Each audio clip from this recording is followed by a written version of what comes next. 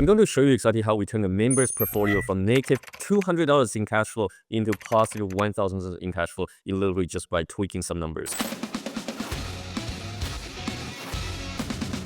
Hi, my name is Ping. I've been a real estate investor since 2010, and a lot of people think about real estate investing is that they just need to put their money into an income-producing asset and they don't have to think about it anymore. But that's just not true. There's way more to it. So today I'm going to show you exactly how I assess my portfolio, what numbers I'm looking at, so that we can effectively turn the low-performing assets into a profitable asset that's supposed to be generating you cash flow. So let's break down the number. Let's dive right into this. Hey, Catherine. Okay, just want to kind of give you some thoughts about like what I'm thinking with your London property here. So I changed the format a little bit. I break it down into more like percentage, just so that it was easy for me to kind of break things down. So annual, monthly, and then I did a bit of a percentage on the expense, the income, and then also I give you sort of like a projection on what the numbers should look like when everything's done correctly. So three numbers, actually there are four numbers that I noticed. Number one is obviously your maintenance fee. So 31.18%, this is way too high. Typically it's 5 to 10%. So I definitely want to know the breakdown of this from your property management. Typically they send out a monthly rental owner statement, so you can definitely look into that and see what they're actually fixing on. Yeah, sometimes it could be landscaping and all that stuff. So I really want to know like what the breakdown is, because this is definitely just way too high. Now the water and gas, so utility fee, this one in total is 383. I see that you have a lost rent, so like in here I'm assuming this 2 unit, so duplex. I don't know if it's an in-law suite or a legal duplex, but what I'm trying to figure out here is if you're unable to actually put some of the utilities back to the tenants, then yeah, the number actually does look okay for 2 tenants. But if some of the tenants are paying for the, let's say, at least like gas and electricity, then you can effectively bring this down into maybe $150 for you on your end. Okay, so not gonna be too picky with these, just in case you already have the lease agreement in place. So even if you want to change it right now, it's probably gonna be hard to negotiate. Now let's look at the next number. Move out fees for tenants. So 3K, I'm assuming this is for cash flow keys. So moving forward, it should be 0. So I just kind of take that out.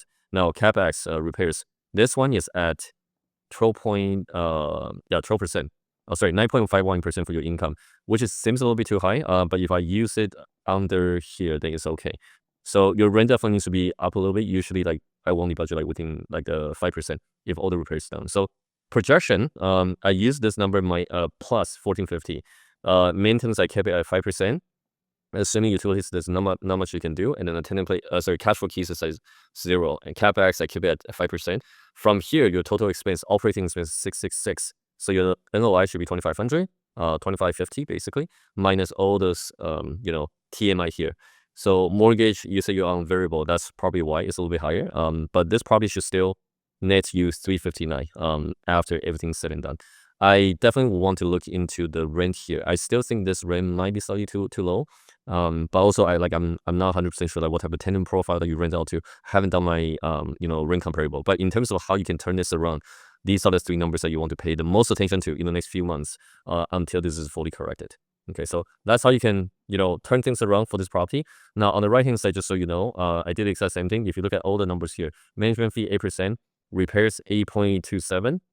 So that's within 5 to 10% repairs.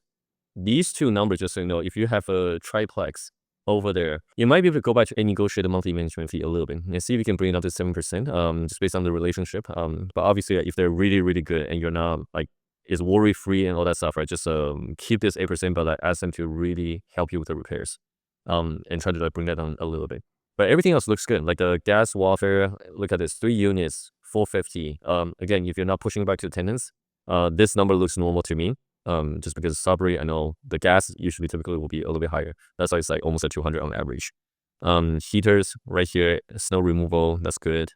1,000. Are you paying the tenants for snow removal, or you pay a separate company like property management arrange with different vendors for that? Because $89. This number also seems slightly high in my opinion, because number one, it doesn't actually snow that much, and let's say if we do 2 times, so 2 times I'll do 30. You can find local people to do $30 times October, November, December, January, February, March, 6 months.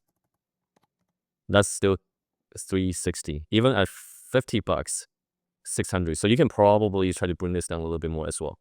But again, this number looks pretty healthy. I didn't even do the projection because right here it's actually working fine. If you can make a little bit more money or save a little bit more money on the snow removal, bring that up to additional $300. and then 300,000 in revenue, sorry, in annual revenue, and then management, if you can kind of bring it down to maybe 7%, if they're open to have that discussion, your number should look like 750 and above. So those are the feedback. Both properties should net you at least like $1,000. That's what I would do. And once I figure out the spending, then the next thing I would do is I will look at the rental income. Is there anything that we can do with 1,700 plus 1,450? Can one of the units become Airbnb? Like, just take a little bit slightly active approach. Midterm rental, that's another thing that you can potentially look at. Midterm rental won't work in Sudbury, but London, I think there's a potential for it. So those are the little tweaks I would do for your current existing portfolio. And if you can tweak that, you're going to feel a lot better with your current financial situation. Current portfolio. And then you can also look into your personal financial situation, see how you can allocate the funds or play the next move for the next 1 to 2 years. Okay, so hopefully this is helpful. Let me know if you have any more questions, and happy to review some of the spending for the repairs for this property as well. Okay, let me know.